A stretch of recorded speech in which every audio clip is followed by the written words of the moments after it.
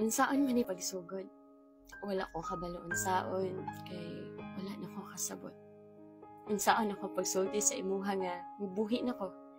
Unsaon ako pagpasabot nimong dili na ko. Nga ang kita hangtod diri na lang. Ang atong mga saad dili na matuman. Gisulayan man akong ipaglaban ka. Gisulayan akong taman nga ipaglaban ang kita. Hangtod nga wala na ko kasabot og naunsa na. Naabot na gid siguro ko sa puntong arang kapuya na mo sabot, kapoy na kaayo magpakamartir o magpakatanga. Dili na ako malikayan nga masayang sa atong mga plano, sa atong mga kagahapon, sa atong mga pangandoy. Kada mahinumduman ako ang atong mga kaagi, makapangutan ako nganong naabot daani. Kanusa gasugod ang mga pagbag-o.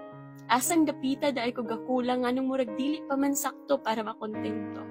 Kanus araman di ay ko napildi aning gyera nga atin ako kitang duha ang kauban nga mulaban. Kanus araman di ay gasugod nga sa imong mga katawa o pahiyom, dili na ako ang hinungdan. Kaysa tinuod lang, wala akong kabalo nga tanan akong gibuhat, wala naman da isilbi. Kay dili naman ako ang gusto nimong makauban sa imong kinabuhi. Dili pa man gud unta ko ganahan mo buhi nimo. Gusto pa ko unta nga ang kita maayo.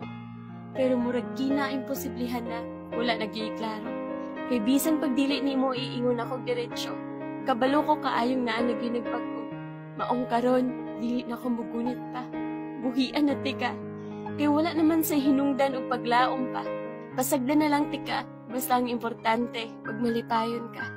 Ayaw na ko hunahunaa. Mao kayo lalagi ko. Dili man ni dali pero kaya na ako ni. Kayanon na ako ni. Dawato na lang na diri na lang din ko kutob sa kinabuhi nimo.